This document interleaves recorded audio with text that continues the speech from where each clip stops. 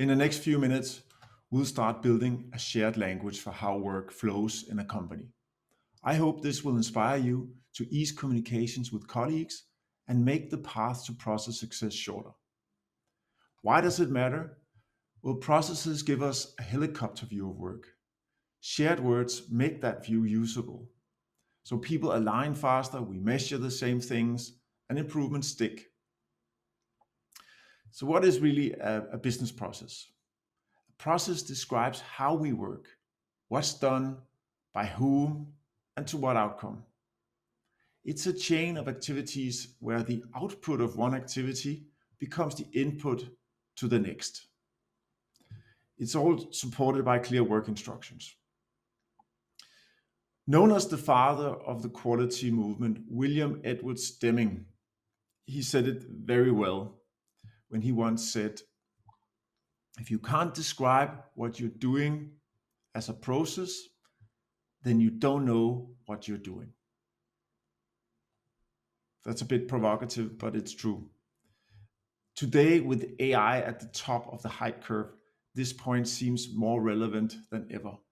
If we don't know what we are doing in our organizations, then how can we use AI effectively? How can we keep it from hallucinating? Documented processes keep people in control and keep people in the loop. Unlike a process is repeatable. So let's summarize. Processes are a repeatable group activity that aims to deliver a standard output, where projects are one-time group activities designed to deliver a unique outcome. You see the difference? So if you catch yourself running the same project again and again, then it's probably a process and it should be managed like a process. The benefit of treating projects that are not unique as processes is that you allow learning to be carried over from one to the next. And documenting how you do them make it easier to involve more junior colleagues and AI. So you don't have to leave it to those senior project managers. So when should you start defining something as a process? We have a rule of thumb in Gluu that says that if you do a reasonably similar task more than 3 times in a year, then you should define it as a process. And in Gluu, we say that a process is stable when others can run it 3 times with no changes needed. That's when you know your documentation is understandable and usable. Now let's talk about the basic parts of a process. It all starts with name and outcome, or output. This scopes the process. Use imperative names that signal action. Handle complaint, run online campaign. You should avoid department labels such as marketing. And always pair a process with a clear output. This improves understanding and keeps the scope tight. A process normally starts with an event. An event is a trigger outside the process that initiates it or changes its path. It can also start or end with another process. The work in the process is done by roles. A role is the accountable person who, it's often functional roles and not job titles, but it's the person that performs an activity.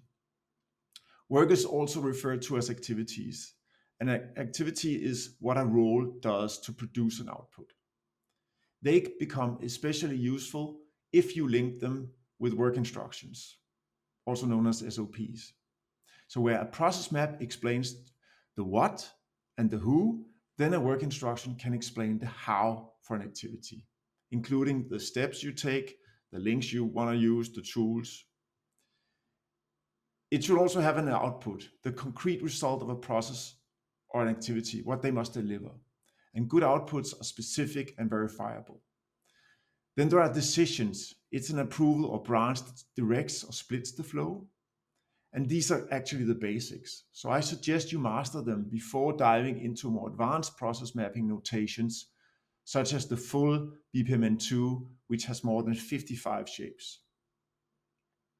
To standardize, many organizations align to APQC's 5 process levels, where level 1 is the category, it's like operating the business. Level 2 is the process group, for instance, order to cash. Level 3 is the process, the actual process we just talked about, for instance, process sales order. And level 4 is the activity, the work inside the process, for instance, confirm order. Level 5 is then the task. It could also be the work instruction, where you have the step-by-step. In Gluu, end-to-end views link sub-processes for context, while activities and tasks are combined to hold the how at the instruction level. By combining levels 4 and 5, the process becomes a practical guide for doing the work. So which are the most important processes? I would say the end-to-end processes. An end-to-end process crosses departments from the first customer touch point and beyond to fulfillment. It links sub-processes into one coherent flow that leaders can own and improve. Processes most often go wrong in the handovers between roles and especially between departments.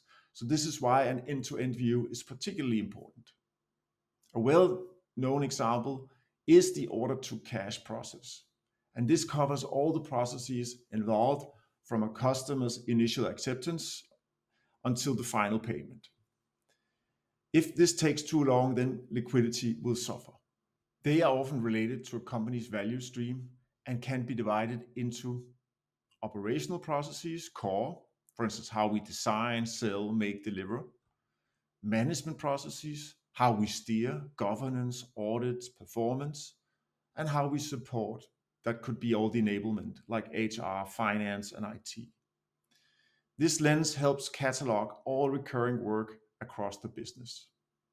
So pick one recurring flow you run often, name it well, define its output, list the roles, sketch the activities, and write the first work instructions.